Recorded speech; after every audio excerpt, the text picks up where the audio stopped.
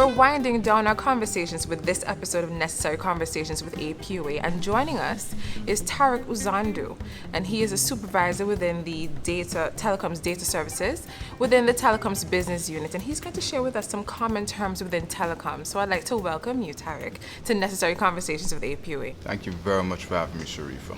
I'm happy to have you because there's some terms here that we really need to delve into. But before we get into those, I want to know about your story.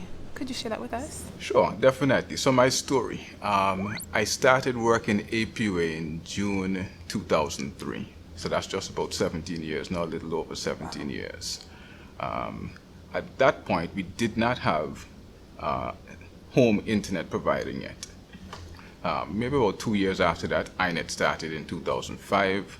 The then supervisor, he was asking me if I could assist him. They were having some issues with custom-related issues. And so I opted, okay, I will make that transfer to the department just to lend a helping hand. So to make a long story short, a little shorter, in this one experience when I was dealing with a customer, she was having some issues, of course. I was trying to establish exactly where the problem was coming from, trying to ask her what lights she was having on the modem, what lights were on, if she could tell me which weren't on, if there were any flashing. In trying to describe this modem to her, she still couldn't understand what I was talking about. She was afterward, she said, "Oh, that's something there, the black box." So I was like, "Oh yes, the black box. That's actually called a modem. So yes, if you could just tell me what lights are on that, we could be speedily getting to solving your problem." So that's where this started. You see the importance of knowing what things are called. Definitely. Very important. Definitely. So let's get into these terms. ADSL, what is that?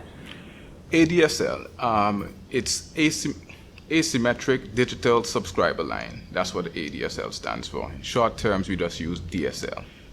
It uses a copper line, two copper pairs, or rather one copper pair, to deliver that home internet to you. It comes over the already existing telephone line, so you don't need to do any additional install so long as you already have a telephone line in place. There are some limitations to what it can do. And the most important limitation presently is the upload speed. The max data speed that you can get in the upload for ADSL is 1 meg. And that, of course, is why we've now been starting to migrate towards bringing our newer network, which you see us building out presently with the fiber. So fiber optics, that's a new next generation technology. That's correct. That's pretty much the standard now. It pretty much allows you whatever speed you want, we can deliver it to you on that fiber optic speed. It's using light now to transfer the data and, of course, voice, if you'd like, over that fiber optic. So what's the difference in terms of the material for DSL and fiber? What is the difference? Well, that's the key difference. The DSL, as I said before, that uses a copper pair.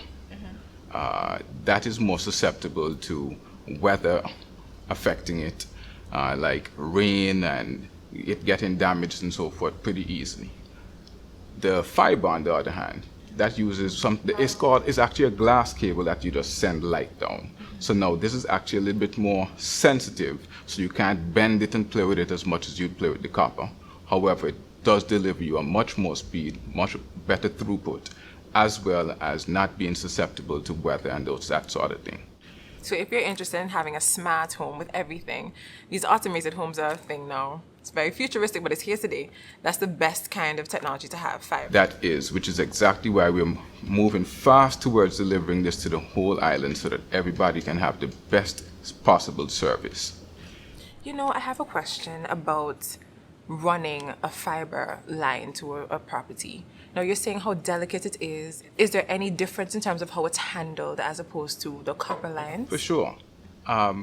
Right now, with our installs, you actually have to have a separate conduit. That's what we're asking customers to present when they apply for the service, to have a separate conduit for your home or business to bring that copper line in, because we don't want it to be getting damaged when we're putting it in for you. So presently, we are the ones who would do that install to get that fiber optic cable inside to your home. Okay, so along the network, we have a lot of what they call termination points.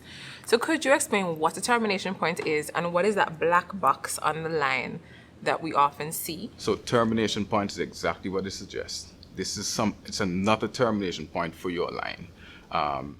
Termination means ending common terms, you know. Exactly. So that's the end. It is an endpoint.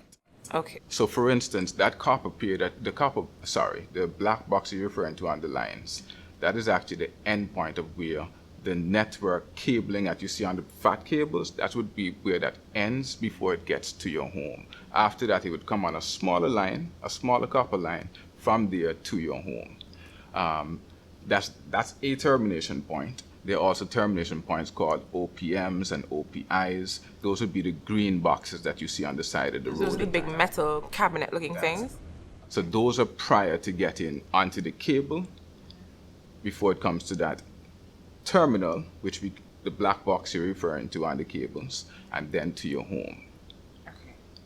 So from the OPI to that termination point on the line, and then to the home. So that's how that works. So once I've come home to iNet, or I've been home for a while, and I have some devices in my home. You have the modem, you have the router. What's the difference, and what do they look like? Today, modems and routers might actually look fairly similar. The major difference with the modem is that it will have a termination point for either for ADSL or for fiber.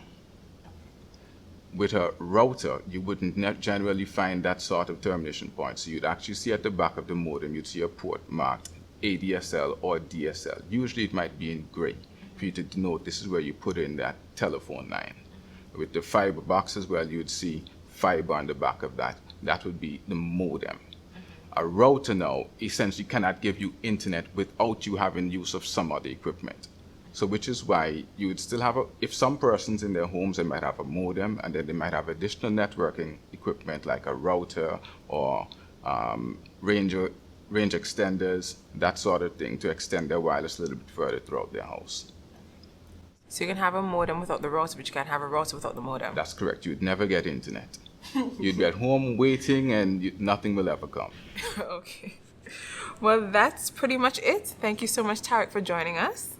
The terms were very well explained, dare I say so myself, and I appreciate you coming. No problem. Thanks for having me. I'm glad that we could have shed a little light for people to know what's happening. Indeed. So we know what the black box really is. That's right. Okay, thank you. Right. We have come to the end of Necessary Conversations with APUA, and on this episode, we delved into the technical terms that you often hear in the delivery of essential services of electricity, water, and telecommunications. So next episode, we will be having a necessary conversation about smart metering. So until then, stay safe and bye-bye.